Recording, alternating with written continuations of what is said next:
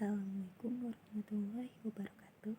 Hai everyone, selamat malam dan salam sejahtera untuk kita semua. Yang terhormat kepada Bapak Ade Faisal Mabtuhi SEMM selaku dosen pengampu mata kuliah manajemen kompensasi. Perkenalkan, nama saya Iwi Muslimah, jurusan Manajemen Sumber Daya Manusia, Fakultas Ekonomi dan Bisnis, Kampus Universitas Primagraha. Pada kali ini akan mempresentasikan materi tentang manajemen kompensasi untuk memenuhi tugas ujian tengah semester 7 yang terdiri dari 5 materi. Yang pertama yaitu pengertian manajemen kompensasi, yang kedua yaitu kompensasi upah, keamanan dan kesehatan, yang ketiga yaitu kompensasi insentif, yang keempat yaitu kompensasi tunjangan dan pelengkap, yang kelima yaitu kompensasi gaji. Pengertian manajemen kompensasi. Manajemen kompensasi adalah proses pengembangan dan penerapan strategi, kebijakan, serta sistem kompensasi yang membantu organisasi untuk mencapai sasarannya dengan mendapatkan dan mempertahankan orang yang diperlukan, dan dengan meningkatkan motivasi serta komitmen.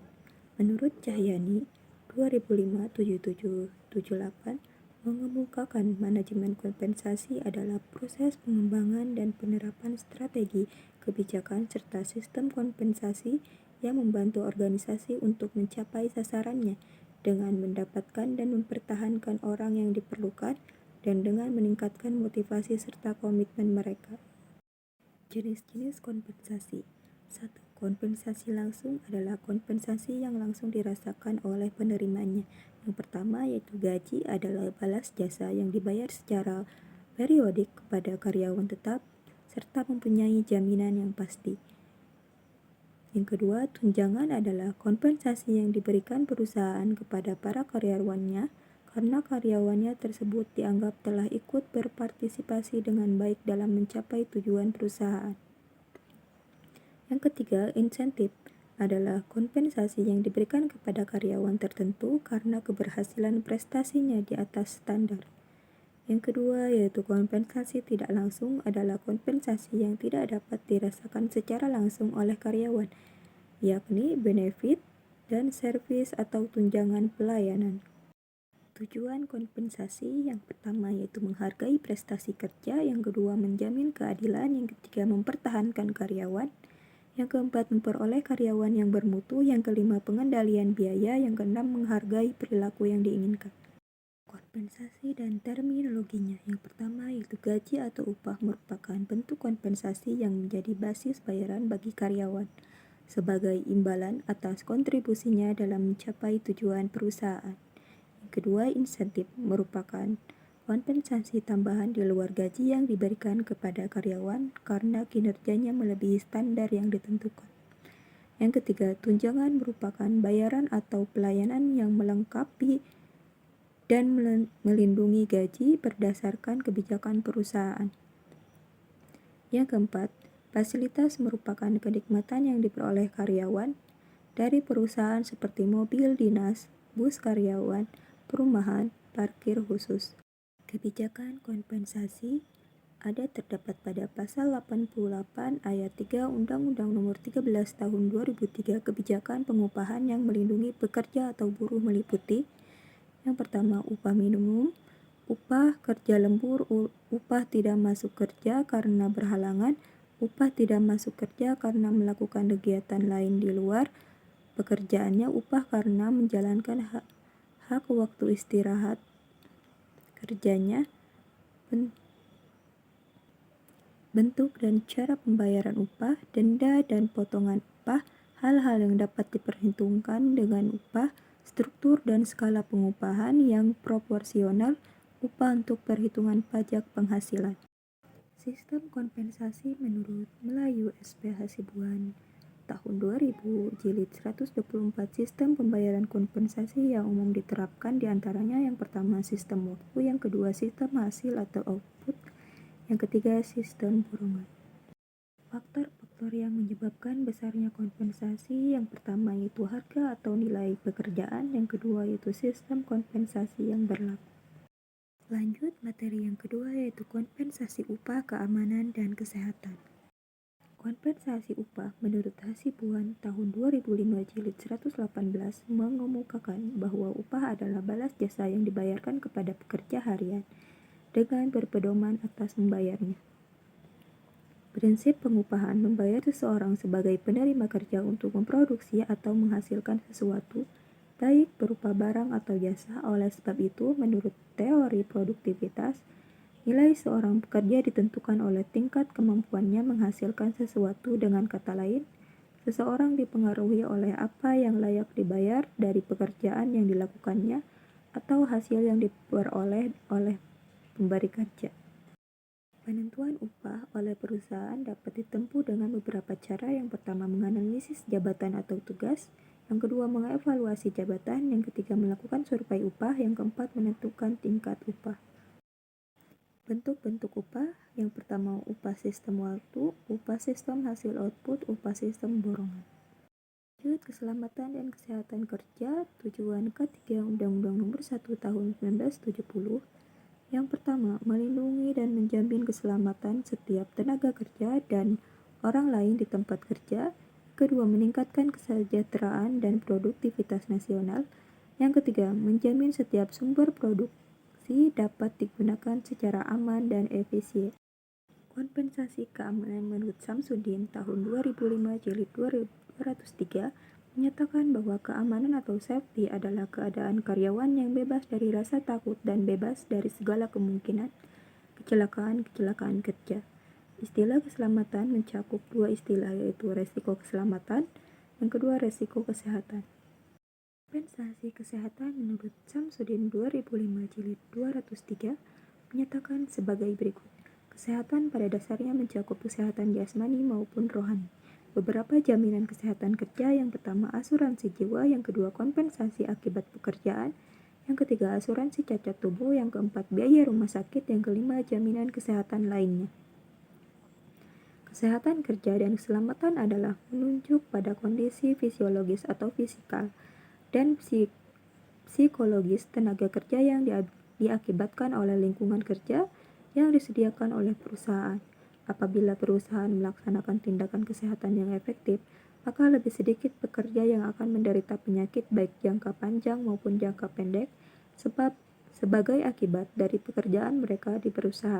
Faktor-faktor yang mempengaruhi keselamatan dan kesehatan kerja. Yang pertama, kebersihan. Yang kedua, air minum dalam kesehatan.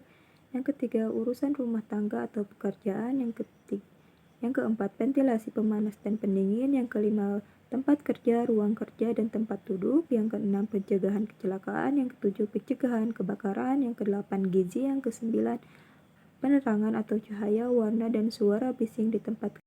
Pengertian kompensasi insentif. Pada dasarnya, insentif merupakan suatu bentuk kompensasi yang diberikan kepada karyawan yang jumlahnya tergantung dari hasil yang dicapai, baik berupa finansial maupun non-finansial.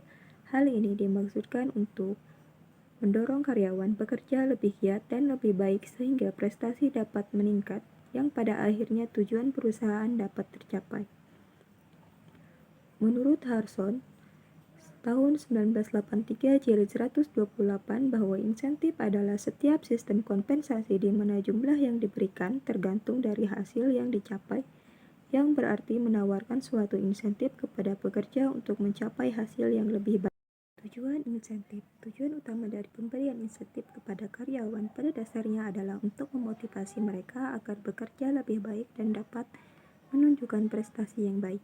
Cara seperti ini adalah cara yang sangat efektif untuk meningkatkan hasil produksi perusahaan. Macam-macam insentif.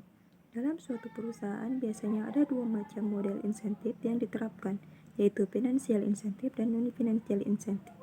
Financial incentive adalah insentif yang dinilai dengan uang, misalnya upah dan gaji lebih, rekreasi, jaminan hari tua, dan lain sebagainya. Sedangkan non-finansial insentif adalah insentif yang tidak dapat dinilai dengan uang, misalnya jam kerja, hubungan dengan atasan, dan lain sebagainya. Sarwoto tahun 1977 jilid 155 sampai 159 membedakan insentif dalam dua garis besar, yaitu yang pertama, insentif material.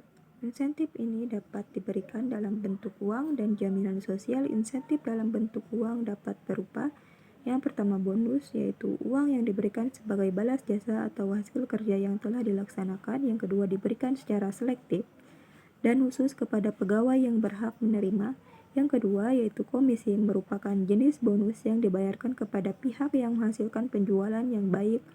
Yang kedua yaitu profit sharing. Dan insentif non-material.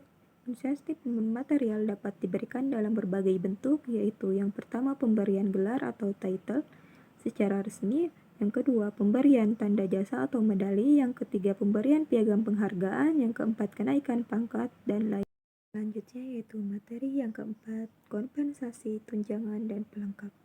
Kompensasi mencakup seluruh imbalan yang diberikan kepada karyawan sebagai penghargaan atas jasa mereka, yang meliputi yang pertama kompensasi finansial langsung, yaitu bayaran yang diterima dalam bentuk gaji, upah, komisi, bonus, dan sebagainya.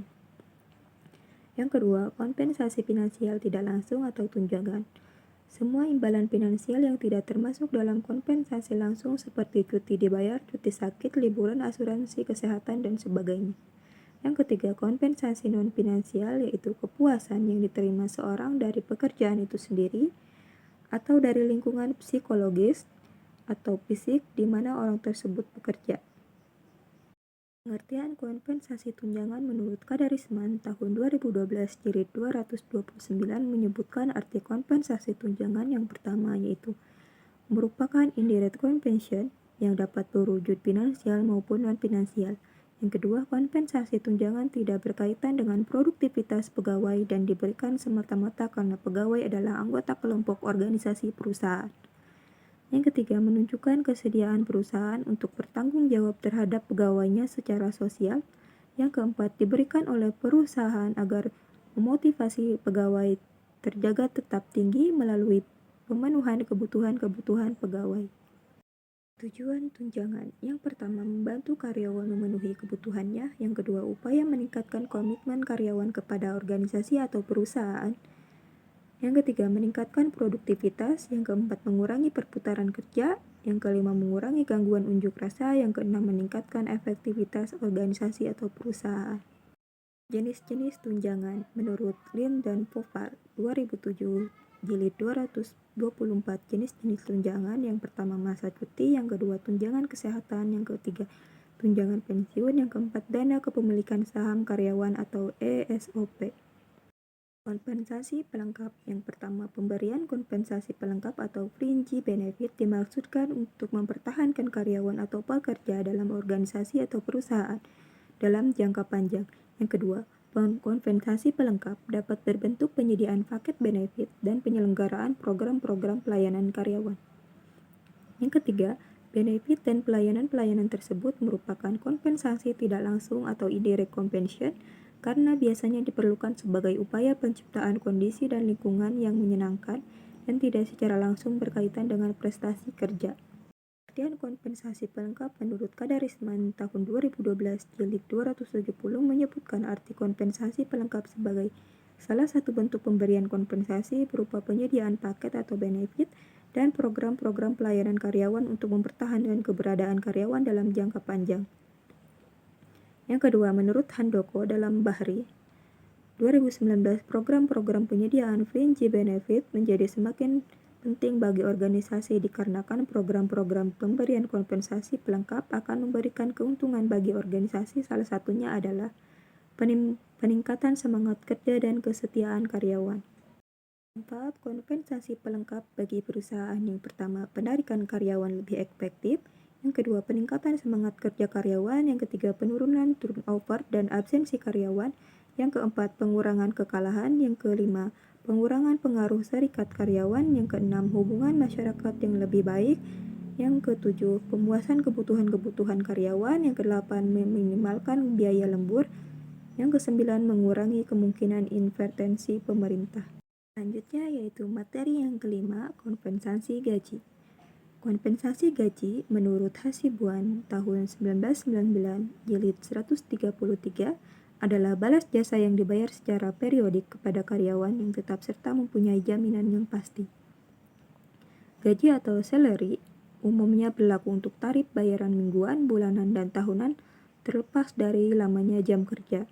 Pendapat serupa juga diungkapkan oleh Gito Sudarmo tahun 1995 jilid 299 yang menyatakan pengertian gaji adalah imbalan yang diberikan oleh pemberi kerja kepada karyawan yang penerimanya bersifat rutin dan tetap setiap bulan. Walaupun tidak masuk kerja, maka gaji akan tetap diterima secara penuh. Jenis gaji yang pertama yaitu gaji harian. Gaji harian merupakan upah yang dibayarkan kepada pegawai secara harian. Yang kedua, gaji per jam. Sesuai dengan namanya, gaji per jam adalah upah yang diberikan kepada pekerja dalam satuan waktu per jam. Yang ketiga, gaji pro rate merupakan upah yang dibayarkan pemberi kerja kepada karyawan yang bekerja secara paruh waktu atau bekerja dalam periode yang singkat. Yang keempat, gaji bulanan. Gaji bulanan merupakan upah yang dibayarkan dengan jumlah yang konsisten pada karyawan setiap 1 bulan kalender. Komponen gaji yang pertama yaitu upah pokok adalah imbalan dasar yang dibayarkan kepada pekerja menurut tingkat atau jenis pekerjaan yang besarnya ditetapkan berdasarkan kesepakatan. Yang kedua yaitu tunjangan tetap adalah suatu pembayaran yang dilakukan secara teratur dan diberikan pada pekerja dan keluarganya. Yang ketiga yaitu tunjangan tidak tetap. Tunjangan tidak tetap adalah pembayaran yang diberikan secara langsung pada pekerja dan keluarganya serta tidak berkaitan dengan pekerja sesuai namanya. Tunjangan ini diberikan secara tidak tetap. Tips hitung gaji karyawan. Yang pertama, lakukan riset living cost dan batas kemiskinan daerah. Yang kedua, tentukan gaji berdasarkan posisi mereka. Yang ketiga, terbuka untuk negosiasi. Yang keempat, lakukan riset gaji di bisnis lain yang berskala sama. Yang kelima, menetapkan batas dasar dan batas atas bisa membantu untuk menghindari kesenjangan gaji antar karyawan yang terlalu besar. Kesimpulan dari seluruh materi yaitu kompensasi atau upah adalah sebuah imbalan balas jasa dari apa yang telah seseorang kerjakan. Fungsi dari kompensasi salah satunya adalah yang pertama penggunaan sumber daya manusia secara efisien, yang kedua mendorong stabilitas ekonomi. Kompensasi juga mempunyai tujuan yang sangat penting bagi perkembangan suatu perusahaan, karena tanpa adanya kompensasi perusahaan tersebut tidak akan berkembang. Salah satu tujuan kompensasi adalah memperoleh karyawan yang memenuhi persyaratan, mempertahankan karyawan yang ada, menjamin keadilan, menghargai perilaku yang diinginkan, mengendalikan biaya-biaya, dan memenuhi peraturan-peraturan laga. Setiap perusahaan telah menginginkan hasil yang maksimum dalam proses produksinya. Untuk mencapai tujuan perusahaan tersebut, perlu adanya dukungan dari setiap unsur perusahaan termasuk di dalamnya. Karyawan bagian produksi di dalam usaha mencapai peningkatan produksi juga ditandai dengan adanya dukungan yang kuat dari keuangan dan tunjangan-tunjangan lain dalam perusahaan.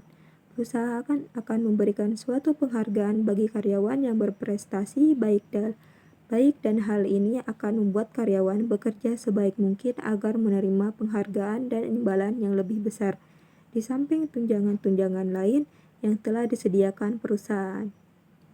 Cukup sekian dari saya, kurang lebihnya mohon maaf. Wallahu muwaffiq ila aqwamit thoriq. Wassalamualaikum warahmatullahi wabarakatuh.